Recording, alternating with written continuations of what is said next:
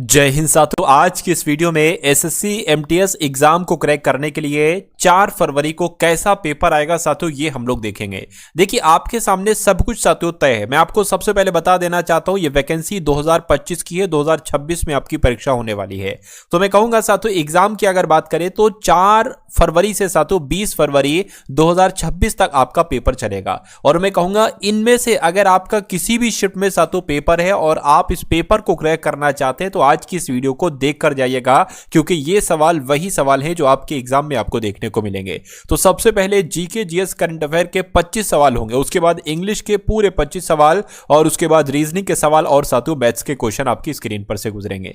चलिए तो पहला सवाल आपकी स्क्रीन पर है। आपसे कहा जा रहा है कि इतिहास के आरंभिक काल को निम्नलिखित में से क्या कहा जाता है। तो साथियों इसको पूरा पाषाण काल कहा जाता है, इतिहास के आरंभिक काल को। उसके बाद देखिए हड़प्पा सभ्यता के किस नगर को सिंध का बाग कहा जाता है। तो मैं कहूंगा मोहनजोदड़ो की अगर बात करें, मोहनजोदड़ो को ही हड़प्पा सभ्यता का सिंध का बाग कहा जाता है, ये आपको ध्यान रखना है। उसके बाद देखिए करके तक्षशिला विश्वविद्यालय कहां पर है, पाकिस्तान में है या भारत में है साथियों, या बांग्लादेश में है या साथियों बर्मा में है, ये आपसे पूछा जा रहा है। तो तक्षशिला विश्वविद्यालय कहां पर है, मैं कहूंगा साथियों पाकिस्तान में है। पाकिस्तान आपके सवाल का जवाब होगा।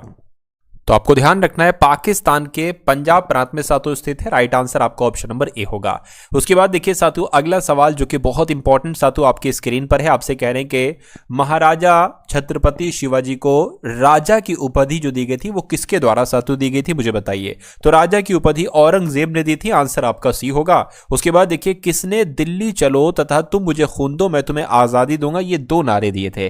तो ये दोनों नारे मैं कहूंगा सुभाष चंद्र बोस के द्वारा दिए गए थे, ये आपको ध्यान रखना परीक्षा में आपकी आएगा। निम्नलिखित में से कौन सी खरीफ की फसल नहीं है साथियों, मुझे बताइए। देखिए बाजरा धान ज्वार ये खरीफ की फसलें हैं, लेकिन गेहूं की अगर बात करें तो ये तो साथियों रबी की फसल है। तो आपके इस क्वेश्चन का जवाब अगर ऑप्शन नंबर डी है तो बिल्कुल करेक्ट है। भारत सरकार द्वारा नई वन नीति की घोषणा साथियों कब हुई थी। तो अगर बात करते हैं साथियों कब हुई थी, ये आपसे यहां पर पूछा जा रहा है, मुझे बताइए।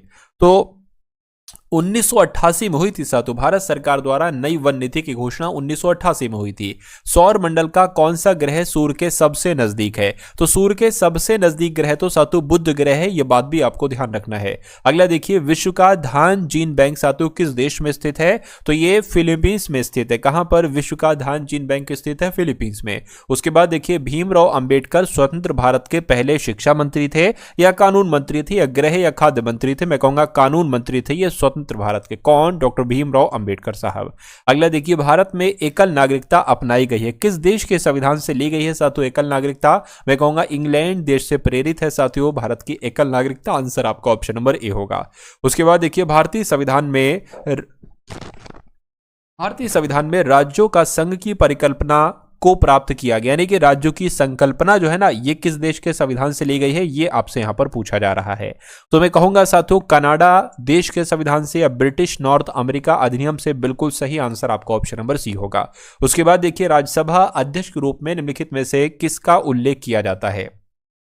तो राज्यसभा के जो अध्यक्ष होते हैं वो कौन होते हैं, वो उपराष्ट्रपति ही तो होते हैं साथियों राज्यसभा के अध्यक्ष। अगला देखिए भारतीयों को जीडीपी का सबसे बड़ा हिस्सा निम्नलिखित में से किस क्षेत्र से मिलता है। तो अगर आपको मालूम है तो अच्छी बात है, मैं आपको बता देता हूं साथियों सेवा क्षेत्र से मिलता है। उसके बाद देखिए सबसे अधिक बार बजट पेश करने का रिकॉर्ड किस नेता का है, यानी कि किसने सबसे ज्यादा बार बजट पेश किया। तो मैं कहूंगा मोरारजी देसाई ने किया, आंसर आपका ऑप्शन नंबर ए होगा। उसके बाद देखिए अगला सवाल भारत में राजकोषीय नीति के द्वारा तैयार की जाती है, यानी कि किसके द्वारा भारत में राजकोषीय नीति तैयार की जाती है, ये बात आपसे पूछी जा रही है। तो मैं कहूंगा वित्त मंत्रालय ही तो तय करता है साथियों। तो वित्त मंत्रालय के द्वारा तैयार की जाती है साथियों राजकोषीय नीति। उसके बाद देखिए पोवदास जो एक लोक नृत्य है, ये परीक्षा में बहुत पूछा जाता है साथियों आपसे। तो ये कहां पर किया जाता है, ये महाराष्ट्र में किया जाता है साथियों, पोवदास नाम का लोक नृत्य। अगला देखिए तमिलनाडु का सबसे लोकप्रिय लोक नृत्य कौन सा है। तो तमिलनाडु की अगर हम बात करें यहां पर तो जो कारगम नृत्य है ना, कारगम नृत्य ये कहां किया जाता है, ये तमिलनाडु में ही किया जाता है। उसके बाद देखिए रेनबिन्बी किस देश की मुद्रा है, मुझे बताइए। तो ये कहां की मुद्रा है, मैं कहूंगा ये चीन देश की मुद्रा है रेनबिन्बी, ये परीक्षा में सवाल आएगा, आंसर आपका बी होगा। उसके बाद देखिए 5 से 6 सवाल साथियों करंट अफेयर के भी आप लोग देख लीजिए।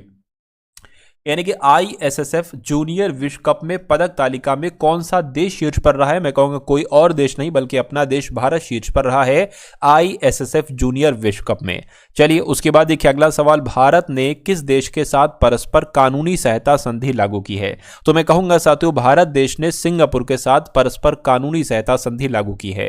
साने तकाइची किस देश की पहली महिला प्रधानमंत्री बनी है? तो ये बहुत इंपॉर्टेंट क्वेश्चन है साथियों। जापान, आप लोग याद रखेंगे, जापान देश की पहली महिला प्रधानमंत्री जो बनी है उनका नाम साने तकाइची है। अगला देखिए, जारी होरून रिच लिस्ट 2025 में कौन शीर्ष पर रहे हैं? तो इनका नाम साथियों क्या है, ये आपसे पूछा जा रहा है। मुकेश अंबानी साहब साथियों शीर्ष पर रहे हैं। उसके बाद देखिए, किसने आपकी पूंजी आपका अधिकार ये अभियान शुरू किया है? तो ये अभियान किसके द्वारा शुरू किया गया है? निर्मला सीतारमण के द्वारा साथियों ये अभियान शुरू किया गया है। सही जवाब अगर आपका ऑप्शन नंबर बी के साथ है तो बिल्कुल करेक्ट है। अगला सवाल आपकी स्क्रीन पर है, कह रहे कि किसकी संस्मरणात्मक पुस्तक the will shoot you madam का विमोचन हुआ है? तो किसकी बात चल रही है साथियों? हरिहर बाविजा की बात चल रही है। हरिहर बाविजा की पुस्तक the will shoot you madam का विमोचन किया गया है। आंसर आपका जो जाएगा वो ऑप्शन नंबर साथियों सी के साथ जाएगा। तो अब आपके सामने साथियों यहाँ पर इंग्लिश के क्वेश्चन स्टार्ट हो चुके हैं, क्योंकि साथियों 25 क्वेश्चंस हम लोग देख चुके हैं GK GS plus current affair के। अब पूरे साथियों 25 क्वेश्चंस हम लोग देखेंगे यहाँ पर इंग्लिश के। देखिए एसएससी एमटीएस में अगर आप वाकई सिलेक्शन लेना चाहते हैं अंतिम रूप से, तो पूरा सिलेक्शन जो रुका हुआ है साथियों वो जीके पर और इंग्लिश पर रुका हुआ है। तो मैं कहूँगा 25 क्वेश्चन इंग्लिश के होंगे, 25 क्वेश्चन जीके पर होंगे। अगर आप इंग्लिश में 25 में से 25 कर लेते तो आपके 80 से 90% चांसेस हो जाते हैं साथियों सिलेक्शन के। तो इसलिए साथियों मैं आपको वो सवाल करवाने आया हूं यहां पर जो आपके एग्जाम में आपको डिक्टो देखने को मिलेंगे। इसलिए इन सवालों को आप लोग देखिए और जो चीजें क्वेश्चन से रिलेटिव मैं आपको बताऊं वो भी आप लोग साथियों समझते जाएंगे। चलिए तो पहला क्वेश्चन आपकी स्क्रीन पर है, आपको एंटोनिम बताने साथियों इस वर्ड का। सबसे पहले आपको मालूम होना चाहिए आखिर पेक्यूलियर वर्ड का मतलब क्या होता है। तो कहते नहीं भाई ये तो बड़ा पेक्यूलियर है, यानी कि ये तो बड़ा अजीब सा है, बड़ा विचित्र सा है। तो ये पेक्यूलियर का मतलब होगा, इसका एंटोनिम क्या होगा? नॉर्मल होगा, हाँ अनयूजुअल होगा, क्यूरियस होगा, ऑड होगा, मैं कहूंगा नॉर्मल होगा। कहते नहीं ये तो सामान्य है और ये बड़ा एबनॉर्मल है, यानी कि पेक्यूलियर है, अजीब सा है, विचित्र है। तो आंसर आपका अगर ए है तो बिल्कुल करेक्ट है। उसके बाद देखिए अगला क्वेश्चन, एक वर्ड यहां पर आपको दे रखा है असिस्ट। असिस्ट का आपसे साथियों सिनोनिम यहां पर पूछा जा रहा है। तो असिस्ट का मतलब क्या होता है साथियों? असिस्ट का मतलब होता है किसी की मदद करना, किसी की सहायता करना। अब इसका सिनोनिम आपको बताने किसका मतलब होता है इनमें से, सहायता या मदद। चेक का मतलब तो नहीं होता है, हाँ ऐड का मतलब भी होता है साथियों सहायता। पर्डन की अगर बात करें इसका मतलब होता है माफी, है ना। और डिले की अगर बात करें देर करना इसका मतलब होता है। तो कुल मिला के आपके इस क्वेश्चन का जवाब जो जाएगा वो ऑप्शन नंबर बी होगा। उसके बाद देखिए अगला क्वेश्चन आपकी स्क्रीन पर है, आपसे कहने हैं साथियों वियर और टीयर का आपको मतलब बताने कि इसका मतलब क्या होता है। ये एक ईडियम है, इसका मतलब होता है साथियों टूटना फूटना। क्या इसका मतलब होता है? इसका मतलब होता है टूटना फूटना। और यहां पर अगर साथियों बात करें अब आपको बताने कौन से ऑप्शन का मतलब होता है टूटना फूटना। Damaged caused by use, repair to be able to use, refuse to use because of rip या डिस्ट्रॉय आफ्टर यूजिंग। मैं कहूंगा डैमेज कॉज्ड बाय यूज, इसका मतलब ही होता है टूटना फूटना। आंसर आपका ऑप्शन नंबर ए होगा। उसके बाद देखिए करके select the option that can be used as one word substitution, यानी कि एक पूरा सेंटेंस आपको दिया जाएगा, उस सेंटेंस को आपको एक वर्ड में यानी कि एक शब्द में उसका आंसर आपको बताना है। कहने की ए लाइन एट विच, यानी कि एक ऐसी लाइन है जो अर्थ सरफेस, अर्थ के पृथ्वी के सरफेस और the sky appear to meet, यानी कि स्काई आसमान से मिलती हुई दिखती है, उसको सातु क्या कहा जाता है? एक ऐसी रेखा, उसको क्या कहा जा सकता है? उसको सातु मैं कह सकता हूं हॉरिजॉन्टल रेखा, है ना। हॉरिजॉन्टल लाइन भी कह सकते हैं, हॉरिजॉन भी कह सकते हैं। तो कुल मिला के आपके इस क्वेश्चन का आंसर ऑप्शन नंबर डी होगा। उसके बाद देखिए अगला क्वेश्चन है, select the most appropriate option to fill in the blanks, यानी कि आल्दो आई लाइक कैट्स, यद्यपि मैं कैट्स को, बिल्ली को साथियों पसंद करता हूं, आई कैन नॉट, यहां पर आपको बताना है कौन सी खाली जगह है। I can not apply one as a pet, यानी कि एक पालतू रूप में मैं इसको नहीं पाल सकता, या एडॉप्ट नहीं कर सकता, अवॉइड नहीं कर सकता, एग्री नहीं कर सकता। मैं कहूंगा यहां पर एडॉप्ट आएगा। क्या आएगा साथियों? यहां पर एडॉप्ट आएगा, क्योंकि एडॉप्ट का मतलब होता है अपनाना, यानी कि मैं बिल्ली पसंद करता हूं यद्यपि, लेकिन मैं इसको एक पालतू रूप से नहीं इसको अपना सकता, इसको पाल सकता। तो कुल मिला के पालना होगा, यानी कि यहां पर अपनाना होगा। एडॉप्ट आपके इस क्वेश्चन का बिल्कुल करेक्ट आंसर होगा।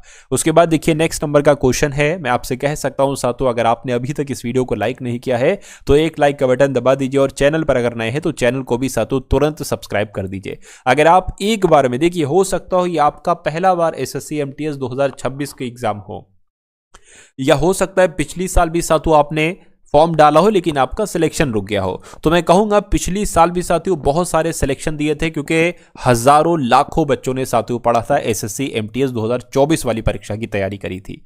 तो अगर आप 2026 वाली परीक्षा की तैयारी कर रहे हैं और सिलेक्शन लेना चाहते हैं तो मेरा मानना है ये चैनल आपको ऐसे क्वेश्चंस देखा, ऐसी चीजें पढ़ाएगा जो डिक्टो आपको साथियों एग्जाम में देखने को मिलेंगी। और अगर आप यहां से पढ़ाई करते हैं तो ये समझ लीजिएगा 85% क्वेश्चन आपको क्लासेस सही देखने को मिल जाएंगे आराम से। इसलिए आप बहुत मेहनत के साथ, बहुत शिद्दत के साथ साथियों पढ़ाई कीजिए। मैं डेली एक क्लास लेने की अपनी तरफ से पूरी कोशिश करूंगा, और अगर वो आप एक डेली क्लास देख लेते हैं तो आपको जीके का निचोड़, आपको इंग्लिश का निचोड़, आपको रीजनिंग और मैथ्स का निचोड़ मिल जाएगा, और वो आपको पेपर के पास कराने के लिए साथियों इनफ होगा। ठीक है ना। चलिए तो वीडियो को लाइक कर दीजिए, चैनल पर अगर नए हैं तो चैनल को भी साथियों आप लोग जरूर सब्सक्राइब कर दीजिए। अच्छा, उसके बाद साथियों यहां पर अगर हम लोग बात करें, आपके सामने है सवाल सिक्योर वर्ड का आपको बताना है कि यहां पर सिनोनिम क्या होगा। सिक्योर का मतलब क्या होता है साथियों? सुरक्षित करना। किसी की अगर बात करते हैं साथियों, किसी भी चीज को सुरक्षित करने को कहते हैं भाई सिक्योर है ये चीज, है ना। तो इसका सिनोनिम क्या हो जाएगा? इग्नोर तो नहीं होगा, है ना, और डिसजॉइन भी नहीं होगा, फॉरगेट भी नहीं होगा, मैं कहूंगा प्रोटेक्ट होगा, क्योंकि प्रोटेक्ट मतलब भी वही होता है साथियों रक्षा करना, सुरक्षित करना। तो आंसर आपका ऑप्शन नंबर डी होगा। Select the correctly spelled word. इसमें से आपको बताना है कमेटी, आपने बहुत देखा होगा, बहुत पढ़ा होगा, बहुत सुना होगा, लेकिन इसकी असल में मीनिंग क्या होती है, मतलब इसकी असल में, समिति कहते हैं हिंदी में, इसकी असल में स्पेलिंग क्या होती है आपको बताना है। आप लोग एक चीज याद रखेंगे, कभी आप गलत नहीं कर सकते हैं। कमेटी वर्ड में 2 बार एम आएगा, 2 बार टी आएगा और 2 बार ई आएगा। तो ऐसा कहां पर लिखा हुआ है? यहां पर सिंगल एम है, यहां पर भी सिंगल एम है, यहां पर डबल एम है, डबल ई है, लेकिन डबल टी नहीं है। तो मैं कहूंगा double M double T double E वाला आपका ऑप्शन आंसर बिल्कुल सही होगा। और ऐसा कहां पर लिखा हुआ? ऑप्शन नंबर ए में लिखा हुआ है। उसके बाद देखिए आपको एंटोनिम बताना है साथियों, कह रहे प्रोग्रेस का आपसे पूछा जा रहा है, ये कुछ नहीं है, रिवाइज। प्रोग्रेस की अगर बात करें, प्रोग्रेस का मतलब क्या होता है कि विकसित होना, यानी कि प्रगति करना किसी भी चीज में। तो इसका एंटोनिम क्या होगा? ड्रॉग्नोज होगा। ड्रॉग्नोज साथियों नहीं हो सकता, डेक्लाइन हो सकता है, डेक्लाइन हो जाए, क्योंकि डेक्लाइन का मतलब कहीं ना कहीं होता है पतन। किसी भी चीज का पतन हो रहा है या किसी चीज की प्रगति हो रही है तो वो आपस में एंटोनिम ही तो हो जाएंगे। यानी कि प्रोग्रेस का एंटोनिम क्या होगा साथियों? डेक्लाइन होगा। आंसर आपका ऑप्शन नंबर बी होगा। उसके बाद देखिए नेक्स्ट नंबर का क्वेश्चन आपकी स्क्रीन पर है। आपसे कहा जा रहा है कि to aim for the stars. To aim for the stars का मतलब क्या होता है? सबसे पहले आप लोग मुझे बताइए।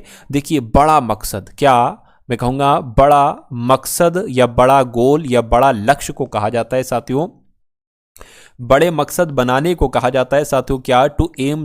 To aim for the stars. तो इसको हिंदी में साथियों हमने ये कह दिया। अब इसकी इंग्लिश मुझे बताइए। टू सेट हाई गोल्स, ये होगा बड़ा मकसद बनाना।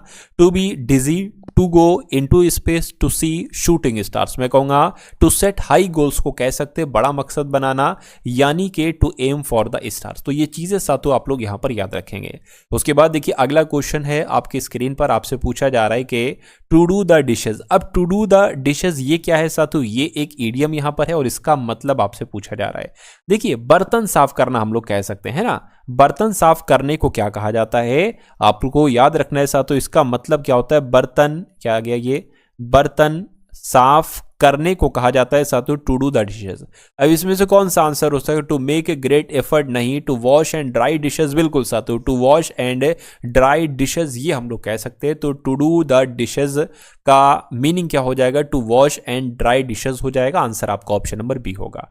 उसके बाद देखिए अगले नंबर का साथियों क्वेश्चन है आपकी स्क्रीन पर। आपसे कहा जा रहा है कि अब यहां पर अगर बात करें साथियों, बहुत ध्यान से देखिएगा। The following sentence has been split into 4 segment. Identify the segment that contains a grammatical error, यानी कि कौन से सेगमेंट में आपको गलती दिक्कत लग रही है मुझे बताइए। देखिए कह रही कि आई वाज अपसेट सही है, बिकॉज क्योंकि मैं बहुत अपसेट था, क्योंकि my mother was angry with me, उन्होंने मुझ पर गुस्सा किया। तो मैं कहूंगा ऑन नहीं होना चाहिए साथियों, विद होना चाहिए, यानी कि my mother was angry with me. तो ऑन मी नहीं आएगा। ऑन मी कहां पर लिखा हुआ है? ऑन मी आपका ऑप्शन नंबर सी में लिखा हुआ है। उसके बाद देखिए नेक्स्ट नंबर का क्वेश्चन है। आपसे कहा जा रहा है select the most appropriate option to fill in the blanks, यानी कि यहां पर अगर बात करें ही इज, अब यहां पर एक खाली जगह है वो आपको बताना है, यहां पर सातु क्या आएगा, ही इज ए आ जाएगा या एन आ जाएगा। Fragile reader of mystery books, यानी कि वो मिस्ट्री बुक्स का रीडर है एक, है ना, मतलब वो मिस्ट्री बुक्स को पढ़ने के लिए क्या एविड है, अलर्ट है, एगिल है। तो मैं कह सकता हूं साथों यहां पर आपका जो वर्ड आएगा वो एविड आएगा। क्यों? क्योंकि एविड का मतलब होता है उत्सुक, यानी कि वो उन पुस्तकों को, मिस्ट्री वाली पुस्तकों को पढ़ने के लिए साथों वो एक उत्सुक है, उत्सुक है वो। तो कुल मिला के एविड यहां पर साथों खाली जगह में आपका वर्ड आएगा। ये आपके एग्जाम में डिक्टो आएंगे। देखिए इंग्लिश के सवाल में ना एग्जामिनर बहुत अधिक मेहनत नहीं करता है, प्रीवियस ईयर क्वेश्चंस को उठाकर वो डाल देता है साथों डिक्टो। उसमें ये समझ लीजिए साथियों, आपको जब क्वेश्चंस देखने को मिलेंगे तो सेम ऑप्शन भी यही होंगे। क्यों? क्योंकि मैं ये जो इंग्लिश के क्वेश्चन लाया हूं ये एसएससी एमटीएस के प्रीवियस ईयर के क्वेश्चन है ना, एमटीएस लेवल के क्वेश्चन साथियों मैं आपके लिए लेकर आया हूं, जो इस लेवल के एग्जाम में आपसे एग्जाम में सवाल पूछे जाते हैं। तो इसलिए आप इसको ऐसे पढ़िए कि डिक्टो यही सवाल आ जाएंगे, इसमें चेंजेस नहीं होगा। अब हम बात करते हैं स्पर्न की। तो स्पर्न का आपसे सिनोनिम पूछा जा रहा है। स्पर्न का मतलब क्या होता है साथियों? किसी की बेइज्जती करना। क्या? किसी की बेइज्जती करने को कहते हैं स्पर्न। अब अगर बात करते हैं इसका सिनोनिम हम क्या कह सकते हैं? एडमायर कह सकते हैं। भाई साहब एडमायर का मतलब होता है तारीफ करना। गॉसिप भी नहीं कह सकते, गपशप थोड़ी ना कहेंगे साथियों। और इंक्लूड मतलब शामिल करना, ये भी नहीं कह सकेंगे। मैं कहूंगा डिस्पाइस कहेंगे। क्यों? क्योंकि डिस्पाइस का मतलब कहीं ना कहीं होता है नफरत करना। तो बेइज्जती करना किसी की या किसी से नफरत करना कहीं ना कहीं मैच हो रहा है, यानी कि स्पर्न का सिनोनिम क्या हो जाएगा? डिस्पाइस हो जाएगा। राइट आंसर आपका ऑप्शन नंबर डी होगा। उसके बाद देखिए अगला क्वेश्चन आपकी स्क्रीन पर है, आपसे कह रहे हैं कि इनकरेक्टली स्पेल्ड वर्ड, यानी कि इसमें से कौन सा आपको बताने के गलत वर्ड यहां पर सातों लिखा हुआ है। देखिए ओवर रिएक्ट की स्पेलिंग तो बिल्कुल सही लग रही है मुझे, है ना। उसके अलावा साथों डिसओबीडियंट की अगर बात करें तो ये नहीं होगी साथों। डिसओबीडियंट की स्पेलिंग होती है, देखिए DIS बिल्कुल सही है।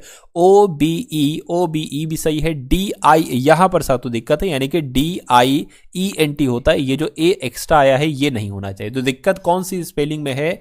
ऑप्शन नंबर बी वाली स्पेलिंग में है दिक्कत है, तो यही आपका जवाब हो जाएगा। उसके बाद देखिए अगला क्वेश्चन है, कह रहे the news reporter refused to his source of information. अब आपको बताना है रिफ्यूज्ड टू, यानी कि यहां पर खाली जगह में कौन सा वर्ड आएगा आप लोग बता दीजिए।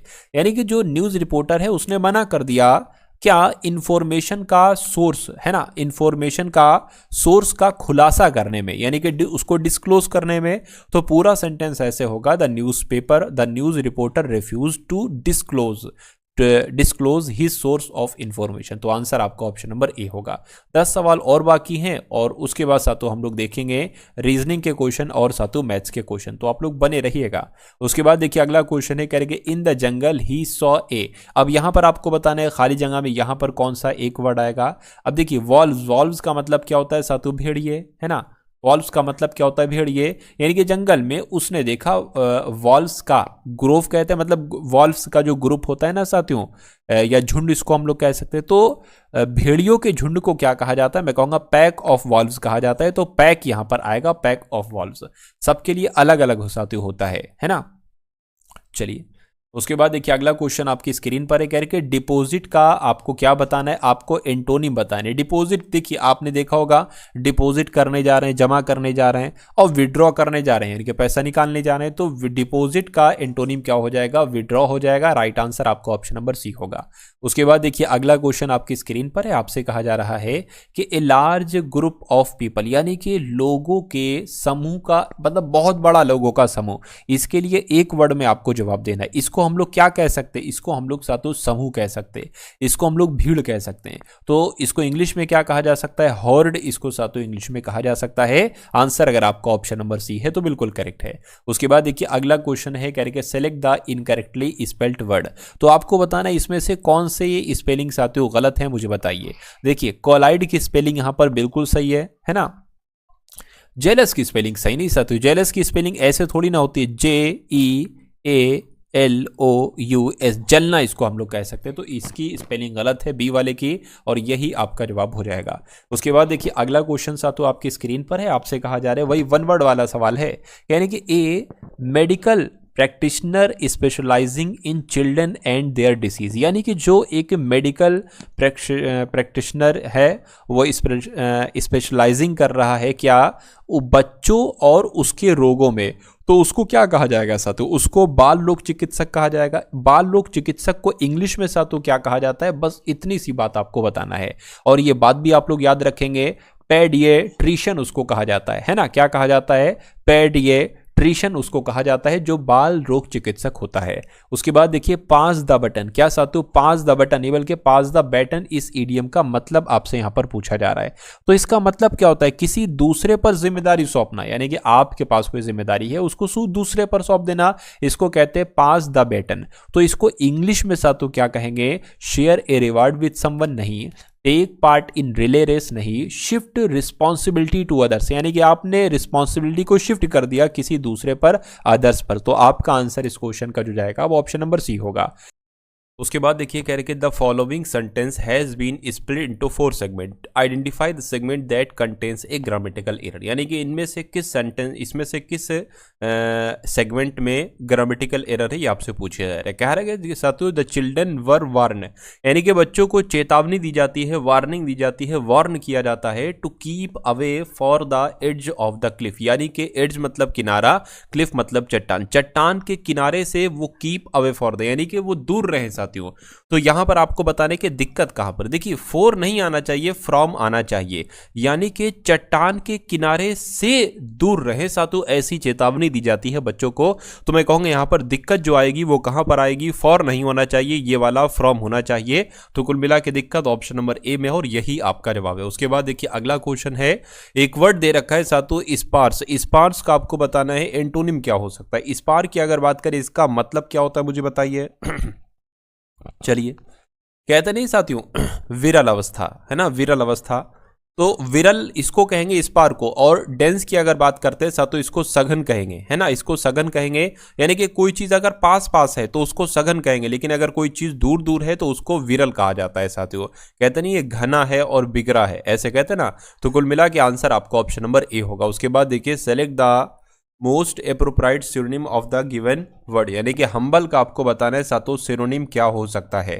तो हम्बल का मतलब सबसे पहले साथियों आपको मालूम होना चाहिए। कहते नहीं भाई ये तो बड़ा दयालु दिल है ना, बड़ा नर्म है, तो उसको साथियों हम्बल कहा जाता है, बहुत सही है। तो इसमें से कौन से वर्ड की इंग्लिश साथियों हम्बल होती है ये मुझे बताइए। मैं कहूंगा मीक को भी हम्बल कहा जाता है, यानी कि हम्बल का सिनोनिम जो होगा वो मीक होगा। उसके बाद देखिए अगला क्वेश्चन आपकी स्क्रीन पर है, इसमें भी वही है साथियों, यहां से स्टार्ट है और आपको बताने इसमें कहां पर दिक्कत है, कहां पर एरर है। बैंकिंग टुडे, यानी कि आज के समय में जो बैंकिंग प्रणाली हो चुकी है, बैंकिंग हो चुकी है, banking system in A seamless world, आज की दुनिया में जो ये है, मेक इट पॉसिबल, ये संभव बनाती है तुम्हारे लिए, to access your account from any city, यानी कि ये आपके अकाउंट को किसी भी शहर में ले जा सकती है। मान लीजिए आप इस शहर में रह रहे हो, है ना, और आपका यहां पर खाता है, आप दूसरे शहर में चले गए तो क्या आप अपना लेन देन यहां नहीं कर सकते हो? बिल्कुल कर सकते हो साथियों। तो ये चीज है। तो कुल मिला के इसमें दिक्कत आपसे पूछी जा रही है, क्या आपको यहां पर साथियों दिक्कत लग रही है मुझे बताइए। यहां पर साथियों मुझे जो लग रही है वो मेक नहीं आना चाहिए, मेक्स आना चाहिए। ये वाला जो मेक इट पॉसिबल नहीं होता है, मेक्स इट पॉसिबल होता है। तो दिक्कत यहां पर है और यही आपका जवाब हो जाएगा। तो अब साथियों आपके सामने देखिए 50 सवाल हो चुके हैं जीके, करंट अफेयर और इंग्लिश के। और अब हम लोग साथियों एसएससी एमटीएस 2026 एग्जाम के लिए कुछ ऐसे एसएससी एमटीएस के रीजनिंग के क्वेश्चंस को देखने जा रहे हैं जो आपके लिए सबसे इंपॉर्टेंट और सबसे अहम है। तो अगर आप सीरियस हैं और रीजनिंग के सेक्शन में भी बहुत शानदार स्कोर करना चाहते हैं तो इन सारे क्वेश्चंस को आप लोग साथियों देखिएगा। आपसे कहा जा रहा है, एक नंबर सीरीज का सवाल दिया है, कह रहे कि 7 है सबसे पहले, उसके बाद 14 है, उसके बाद 17 है और उसके बाद 68 आ गया और उसके बाद सातु 73 आ गया है। तो अगला नंबर यहां पर सातु क्या आ सकता है ये आपसे पूछा जा रहा है। देखिए यहां पर अगर हम लोग बात करें 7 से 14 हुआ है ना, तो 7 प्लस कर दीजिए। अच्छा यहां पर तो मेरे ख्याल से साथियों 3 प्लस होगा। एक काम करिए 7 की गुणा 2 से करेंगे तो 14 आ जाएगा, 14 में 3 प्लस करेंगे 70 आ जाएगा, 17 से 68 जो हुआ है वो 4 से गुणा, क्योंकि 17 चौक 68 होता है। 68 से अगर सातों यहाँ पर 5 प्लस कर दोगे तो 73 हो जाएगा। तो आपको एक क्रम दिख रहा होगा 2 3 4 5 और अब 6 आएगा। नीचे वाले सब गुणा में है तो ये भी सातों गुणा में आ जाएगा। तो 73 छक कितने होते हैं, 6 3 18, 18 का 8, हासिल लगा 1 है, 6 7 42 और 1 43, यानी कि 438 कहां पर लिखा हुआ है, ऑप्शन नंबर डी में लिखा हुआ है। उसके बाद देखिए अगले नंबर का क्वेश्चन है सातों, सारे के सारे क्वेश्चन मैंने ऐसे लिए हैं जो आपके एग्जाम के दृष्टिकोण से सातों इंपॉर्टेंट है और जैसे आपके एग्जाम में क्वेश्चन आते हैं वैसे मैंने लिए हैं। उसके बाद देखिए उस विकल्प का चयन करिए जिसका तीसरे पद से वही संबंध है जो दूसरे पद का पहले से। देखिए जैसे यहां पर NOSE से ENOS बनाया गया है, वैसे ही PROD से PROUD से सातु क्या यहां पर बनाया जा सकता है, ये बात आपसे पूछी जा रही है। देखिए मुझे यहां पर ऐसा लग रहा है कि इन लेटर की मदद से ही सातु ये लेटर्स तैयार किए गए, तो इन लेटर्स की मदद से ही यहां पर वाले लेटर तैयार किए जा सकते हैं। यहां पर इतनी बात क्लियर हो गई। अब देखिए अगर यहां पर हम लोग बात करें तो NOSE ये जो बना है, इससे जो बना है सातु NOS बना है। मुझे ऐसा लग रहा है साथियों ये जो अंग्रेजी वर्णमाला का क्रम होता है वैसे आए, क्योंकि सबसे पहले E आता है इसमें से, उसके बाद N आता है, उसके बाद O आता है, उसके बाद S आता है। तो अगर हम साथियों इसका चयन करें यानी कि PROUD की बात करें तो मुझे बताइए इसमें अंग्रेजी वर्णमाला में सबसे पहले साथियों क्या आता है, तो सबसे पहले D आता है, हमने D लिख लिया, उसके बाद O आता है, उसके बाद साथियों U नहीं आता है, उसके बाद क्या आता है, हाँ P आता है तो P लिख लिया, फिर R आता है, फिर R आता है तो R लिख लिया और फिर उसके बाद साथ तो U आता है। तो कुल मिला कि ये कौन से ऑप्शन में लिखा हुआ है, DOP, यानी कि DOPRU DOPRU DOPRU option number B में लिखा हुआ है। तो यहां पर ऑप्शन नंबर बी आपका जवाब होगा। उसके बाद देखिए अगले नंबर का सातों क्वेश्चन आपकी स्क्रीन पर है, देखिए इस क्वेश्चन को और मुझे बताइए आपका जवाब क्या हो सकता है।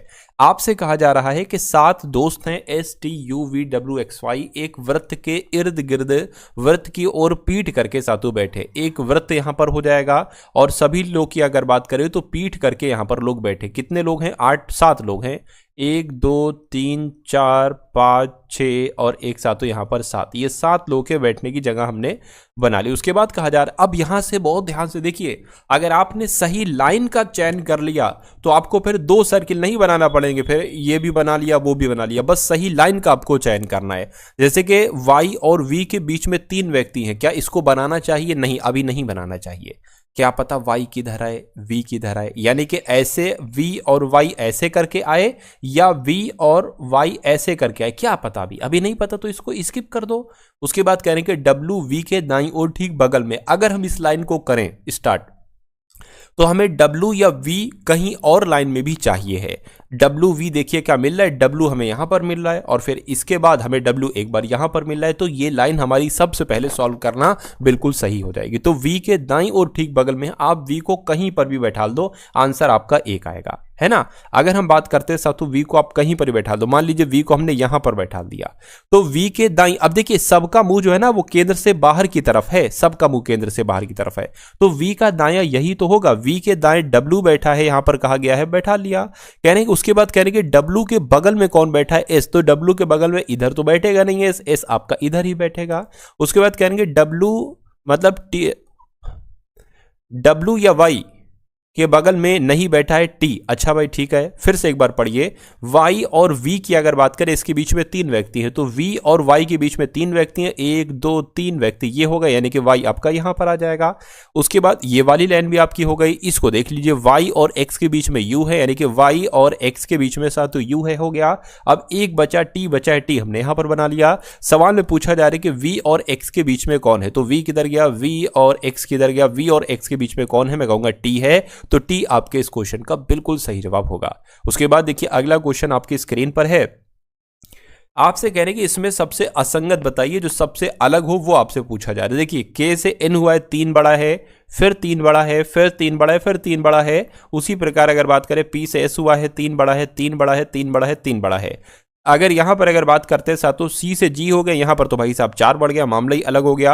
अच्छा यहां पर भी 3 बड़ा है, 3 बड़ा है, 3 बड़ा है, 3 बड़ा, तो मैं कहूंगा सबसे अलग क्या होगा, ऑप्शन नंबर C वाला होगा। नेक्स्ट नंबर का सवाल है, नंबर सीरीज का सवाल है, आपसे कह रहे हैं कि 40 सबसे पहले है, उसके बाद 46 है, उसके बाद 58 है और फिर 82 है और उसके बाद 130 है, तो अगला नंबर क्या आ सकता है, ये आपसे पूछा जा रहा है। देखिए अगर 40 से 46 पर जाए तो मेरे हिसाब से 6 बढ़ाया गया है, और अगर 46 से 58 पर जाएं तो यहाँ पर पूरा पूरा 12 बढ़ाया गया है। 58 से 82 पर जाएं तो यहाँ पर साथियों 24 बढ़ाया गया है और फिर यहाँ पर 48 बढ़ाया गया है। यहाँ पर कितना बढ़ाया जाएगा? देखिए ये तो डबल हो रहा है, 6 का डबल 12, 12 का डबल 24, 24 का डबल 48, तो 48 का डबल 96 होता है, यानी कि 130 में 96 आपको प्लस करना होगा। तो कितना हो जाएगा? 6 और ये 12 हो जाएगा और ये 226 हो जाएगा। क्या 226 ऑप्शन में है? मैं कहूंगा बिल्कुल ऑप्शन में है, ऑप्शन नंबर सी वाले में है।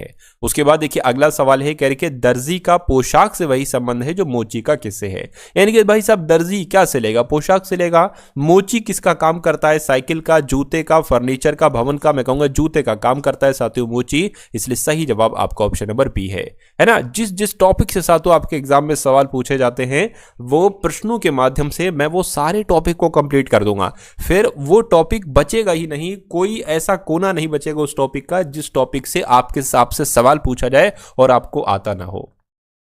क्योंकि हर डेली हर एक टॉपिक से दो दो क्वेश्चन लाता हूं साथियों में। तो अगर आप कुछ दिन तक, मैं कहूंगा बहुत अधिक दिन तक नहीं देखना चाहते क्लास, कोई दिक्कत नहीं, कुछ दिन तक देखिए और फिर देखिए अपने आप में बदलाव क्या आपके अंदर आता है।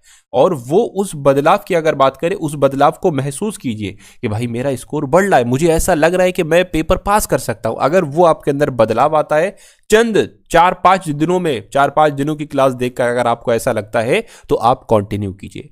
4-5 दिन में अगर आपके अंदर उतना बदलाव आता है तो अगर आप कुछ और दिन पढ़ लेते तो आपके अंदर कितना बदलाव आ सकता है। और फिर जब आप एग्जाम परीक्षा तक अपनी तैयारी को साथियों कंटिन्यू रखते हैं तो आपके अंदर एक ऐसा बदलाव आएगा जो बदलाव आपके पेपर को पूरी तरीके से फाड़ देगा, यानी कि पूरी तरीके से क्रैक कर डालेगा।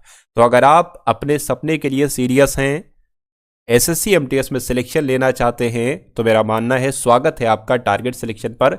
ये चैनल आपकी इतनी तैयारी करवा देगा, इतनी तैयारी करवा देगा कि एक बार में एमटीएस में आपका पेपर निकलवा दूं। क्योंकि बच्चे बहुत 2 से 3 साल तैयारी करने के बाद भी उनका पेपर नहीं निकलता, लेकिन वो सही तरीके से पढ़ाई नहीं करते, उनको मास्टर सही नहीं मिल पाता। लेकिन यहां ऐसा नहीं है साथियों, हजारों के हिसाब से सिलेक्शन दिए हैं और अगर अब आप मेहनत करते हैं तो अगला नंबर आपका होगा साथियों।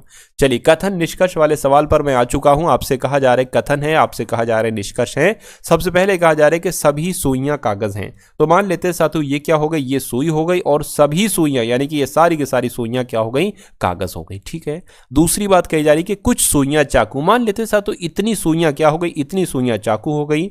अब निष्कर्ष पढ़िए और बताइए कौन सा निष्कर्ष सही है, कौन सा गलत है। कुछ चाकू कागज है, कुछ चाकू कागज है, बिल्कुल साथियों इतने चाकू कागज हो जाएंगे, बात सही है।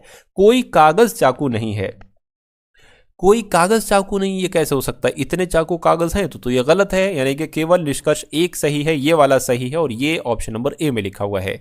उसके बाद देखिए अगला क्वेश्चन आपकी स्क्रीन पर है, ये भी बहुत दमदार क्वेश्चन है साथियों, परीक्षा में आपके आने वाला सवाल है साथियों ये। चलिए, तो अब यहां पर अगर हम लोग साथियों बात करते हैं, कह रहे कि एक बैठक में भाग ले रहे 8 अधिकारी हैं। ठीक है। ABCDEFGH एक वृत्ताकार मेज के इर्द गिर्द दक्षिणावर्त बैठे। मैंने आपको बताया था दक्षिणावर्त का मतलब साथियों क्या होता है। मैंने आपको 2 चीजें बताई थी। एक तो मैंने आपको बताया था दक्षिणावर्त का मतलब, दक्षिणावर्त गलत लिख दिया है, दक्षिणावर्त हो गया, कोई दिक्कत नहीं। और एक होता है साथियों वामावर्त, है ना।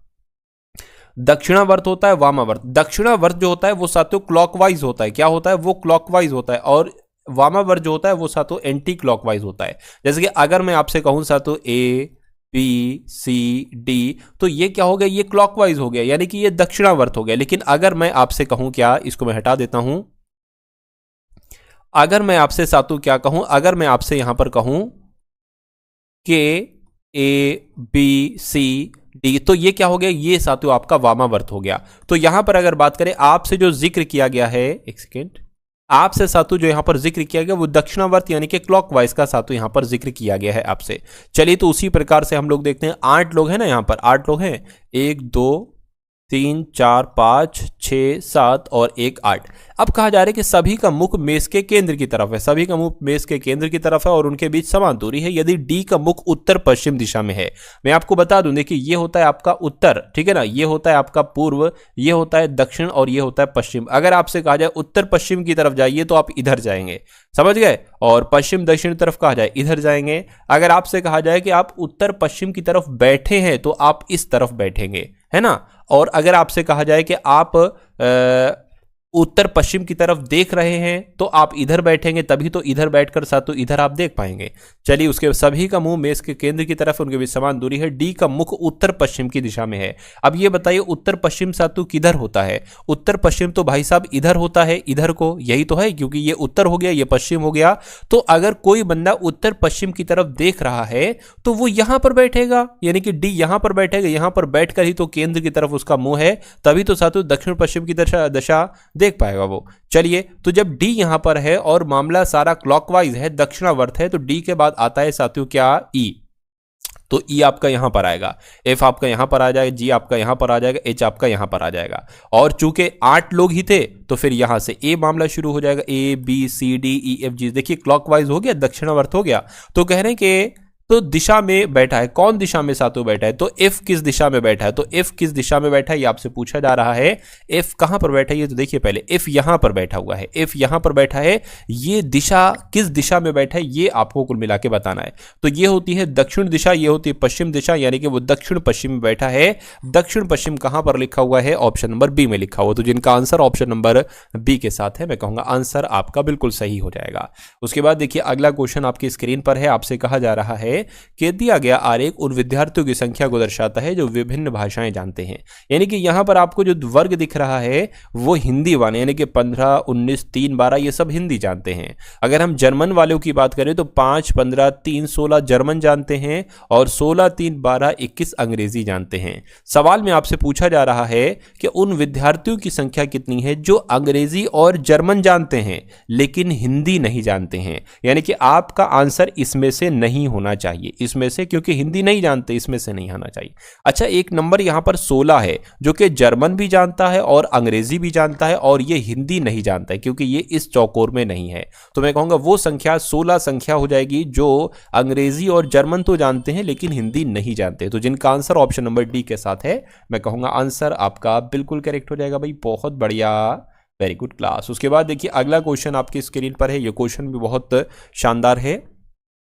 आपसे कह रहे हैं कि सातु विशाल जो है ना ये नर्मदा का पति है, प्रतीक गौरवी का भाई है, कार्तिक प्रथमेश का बेटा है जो आरती का पति है। आरती के बेटे का विवाह नर्मदा से हुआ है।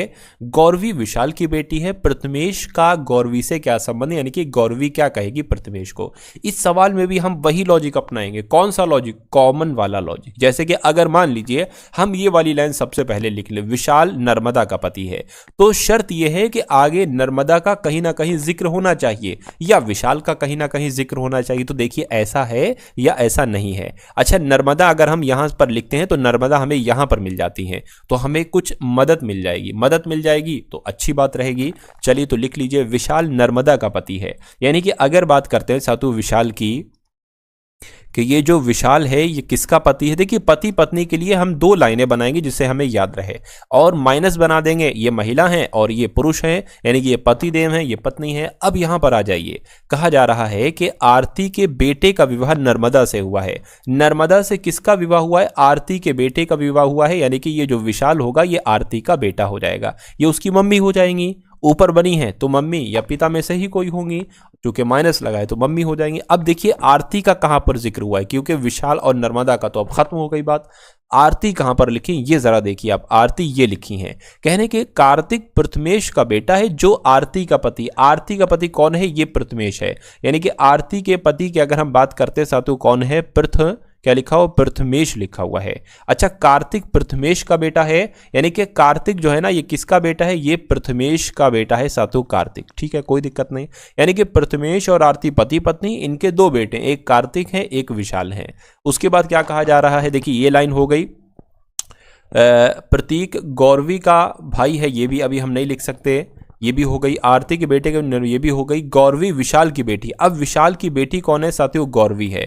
विशाल की बेटी यहां पर गौरवी हो गई, ये वाली लाइन भी हो गई। अब हमें गौरवी यहां से मिल रही है, तो गौरवी का भाई कौन है? प्रतीक है। यानी कि गौरवी का भाई कौन है सातु? प्रतीक है। ठीक है, कोई दिक्कत नहीं है। अब देखिए ये दोनों पति पत्नी, इनके 2 बच्चे हैं, गौरवी और प्रतीक। ये दोनों पति पत्नी, इनके 2 बेटे हैं, कार्तिक और विशाल। सवाल पूछा जा रहा है कि प्रथमेश का गौरवी से क्या संबंध है, यानी कि गौरवी क्या कहेगी सातु? ये प्रथमेश को। तो भैया पिता के पिता, पिता की ये तो माता हुई ना, तो पिता की माता और माता के पति यानी कि पिता के पिता ये होंगे साथियों। तो पिता के पिता क्या कहलाए जाएंगे, मैं कहूंगा दादाजी कहलाए जाएंगे। दादाजी कहां पर लिखा हुआ है, ऑप्शन नंबर बी में लिखा हुआ है। तो जिनका आंसर ऑप्शन नंबर बी के साथ है, मैं कहूंगा आंसर आपका बिल्कुल करेक्ट हो जाएगा। अगला क्वेश्चन आपकी स्क्रीन पर है, देखिए इस क्वेश्चन को और बताइए आपका जवाब साथियों क्या होगा। आपसे कहा जा रहा है कि दी गई शीट को मोड़कर एक घन बनाया जाता है, इस प्रकार निर्मित घन में अक्षर ए वाले फलक के विपरीत पर कौन सा फलक होगा। देखिए अगर आपसे पूछा जाता है कि एफ फलक के विपरीत कौन होगा, एफ यहां पर है तो एक को छोड़कर एफ का विपरीत बी होगा। अगर आपसे पूछा जाता है डी का विपरीत क्या है, तो एक को छोड़कर डी का विपरीत ई होता, या ई का विपरीत पूछा जाता तो डी होता। अब बचा क्या, अब बचा है साथियों सी और बचा है साथियों ए, तो मैं कहूंगा ए का विपरीत क्या हो जाएगा, सी हो जाएगा, और यही आपसे पूछा गया है। आंसर आपका ऑप्शन नंबर ए होगा। उसके बाद देखिए अगला सवाल आपकी स्क्रीन पर है और अब आपके सामने साथियों मैथ के क्वेश्चन स्टार्ट हो चुके हैं। तो इन मैथ के सवालों को भी आप लोग बहुत शानदार तरीके से देख लीजिए।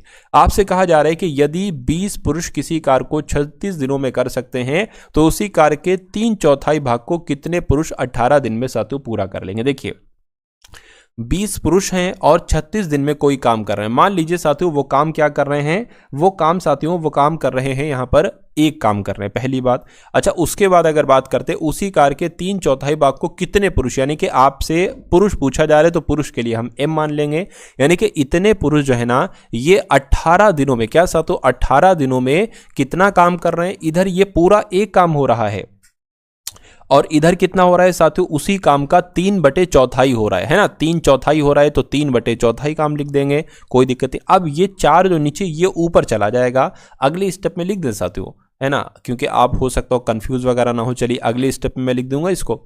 अब यहां पर अगर बात करें क्या हो जाएगा साथियों, 20 गुणा 36/1 हो जाएगा बराबर m गुणा 18, है ना, 18 और गुणा 4 नीचे आ गया, ये आ गया। इसको अगर कट करेंगे तो 6 आ जाएगा, ठीक है ना। अब देखिए अब अगर बात करते हैं m बराबर इधर क्या है 20 गुणा 36 है और बटे ये 4 गुणा 6 नीचे आ जाएगा, बराबर लगा तो क्रॉस मल्टीप्लाई हो जाएगी। 6 छंग 36 और 4 पंजे आपका 20 हो जाएगा, यानी कि 5 छंग कितने होते हैं, 5 छंग आपका 30 होते हैं।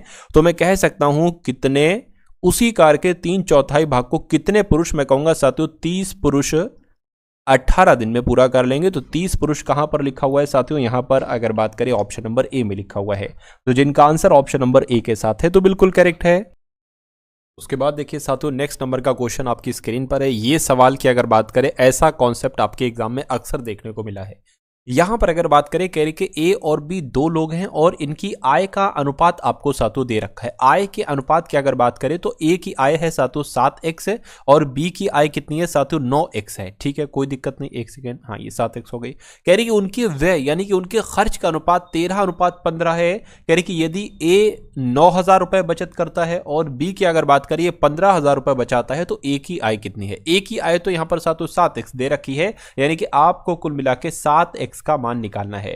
तो सबसे पहले साथियों x का मान निकाल लीजिए और फिर 7x का मान हम बहुत आराम से निकाल सकते हैं। कैसे निकालेंगे साथियों ये मैं आपको बता दे रहा हूं। देखिए a की आय कितनी है 7x, b की आय कितनी है साथियों, अच्छा b की आय कितनी है 9x है। ए की बचत की अगर बात करें साथियों 9,000 है और बी की बचत की अगर बात करें 15,000 है। आप सभी को पता होगा कि अगर हम साथियों ए का व्यय निकालें, क्या निकालें, अगर ए का व्यय निकालें यानी कि ए का अगर हम साथियों खर्च निकालें तो हमें आय में से साथियों क्या घटाना होगी, हमें बचत को घटाना होगा, ठीक है ना। और इसी प्रकार हम क्या निकाल लेंगे, हम बी का व्यय निकाल लेंगे। देखिए ए की अगर हम बात करें, ए का अगर हम व्यय निकालें तो आय कितनी है साथियों, आय तो यहां पर 7x है और ए की बचत कितनी है, ए की बचत है साथियों 9,000 है। तो ये क्या हो गई, ये अगर बात करते हैं साथियों आप लोग ध्यान रखेंगे ये ए का व्यय हो गया, ए का क्या हो गया, ए का व्यय हो गया। अगर हम उसी प्रकार बी के व्यय की बात करें तो बी का व्यय कितना निकलेगा, बी का व्यय भी साथियों वही होता है आय माइनस बचत। तो आय में से क्या निकाल दीजिए, बचत निकाल दीजिए। बी की आय कितनी है साथियों 9x है और माइनस लग के बचत कितनी है साथियों 15,000 है। तो ये क्या आपका निकल आएगा, ये आपका निकल आएगा साथियों बी का व्यय। अच्छा यहां पर अगर बात करें साथियों ए का आय और ए का व्यय यहां पर साथियों है, ठीक है ना, चलिए कोई दिक्कत नहीं है।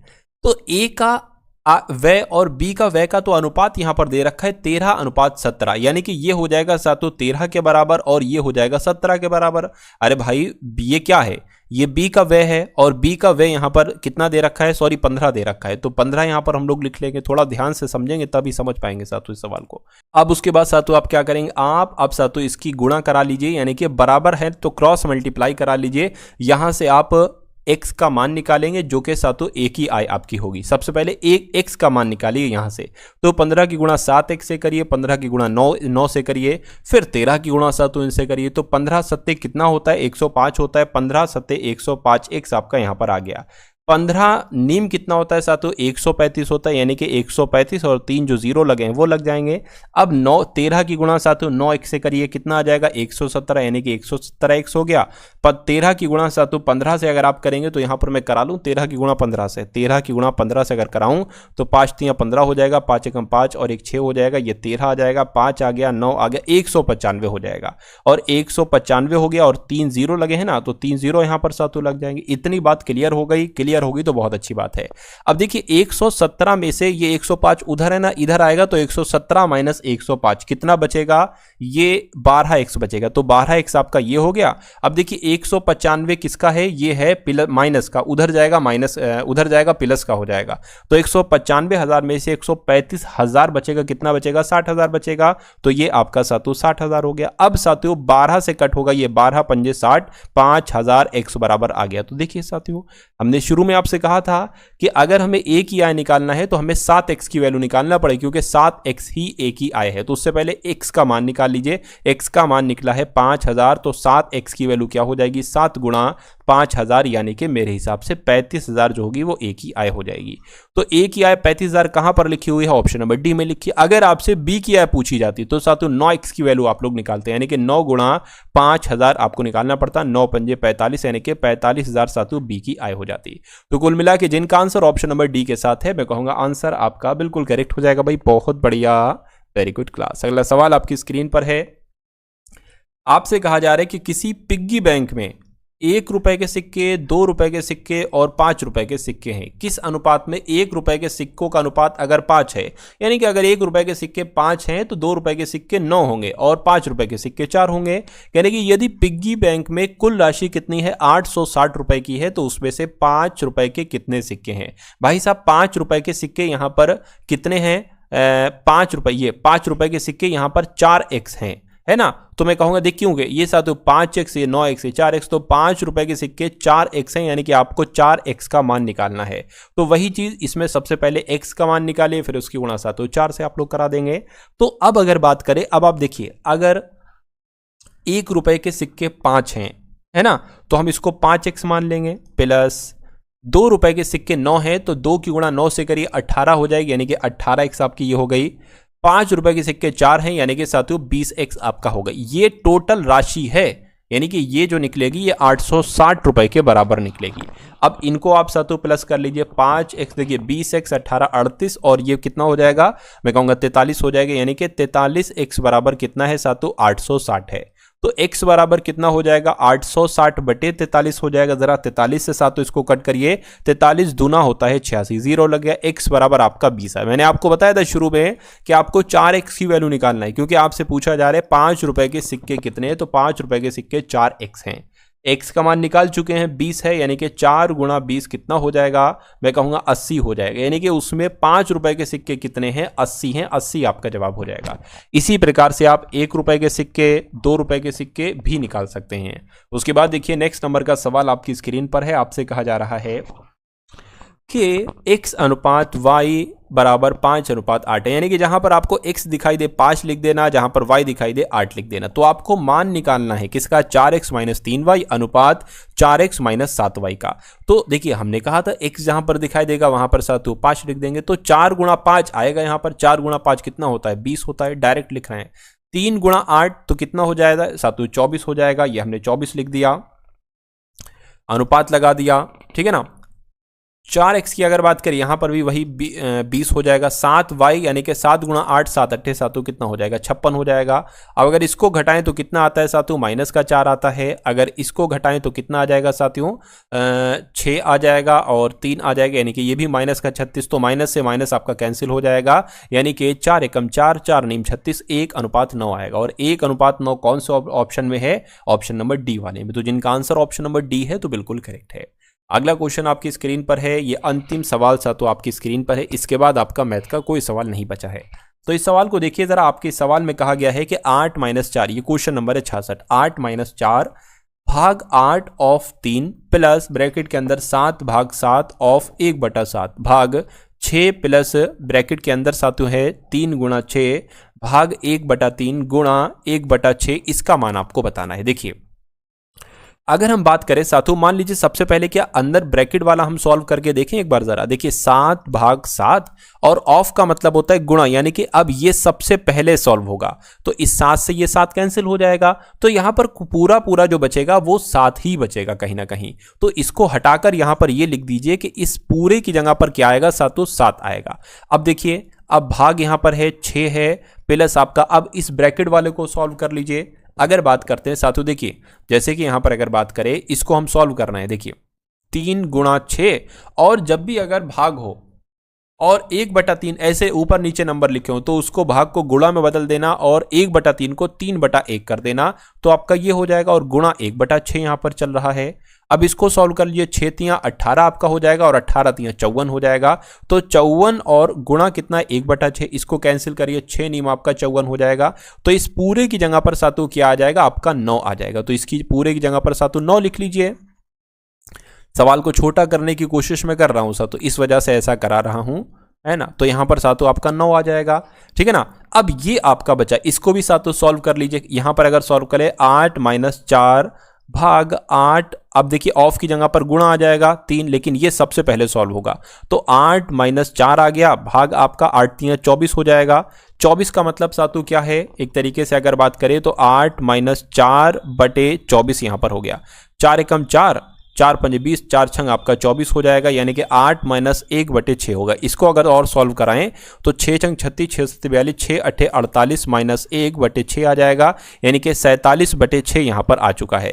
तो यहां पर अगर बात करें सातों 47/6 आ गया, ये वाला प्लस आ गया, इसकी जगह पर पूरा 7 आ गया और ये आपका भाग 6 आ गया प्लस 9 आ गया। अब आपको सिर्फ और सिर्फ इसको कैलकुलेट कराना है और आपका आंसर बहुत आराम से आ जाएगा। देखिए 47/6 प्लस 7/6, क्योंकि ये भाग आ जाएगा प्लस आपका 7 तो ये आ जाएगा। अब अगर बात करें देखिए 6 6 सेम है तो 6 एक बार आ जाएगा। 47 प्लस 7 कितना हो जाएगा मुझे बताइए, तो 7 54 हो जाएगा प्लस आपका 9 आ जाएगा। इसको कट करें 6 नीम आपका 54 हो गया, 9 + 9 18 हो जाएगा, यानी कि 18 आपके सवाल का जो होगा वो बिल्कुल सही और सटीक जवाब हो जाएगा। समझ गए। चलिए तो साथियों ये थे आपके सामने मैथ के, रीजनिंग के, जीके जीएस के, करंट अफेयर के और इंग्लिश के सवाल। ये क्लास आपको कैसी लगी एक बार कमेंट सेक्शन में आप लोग साथियों जरूर बताइएगा।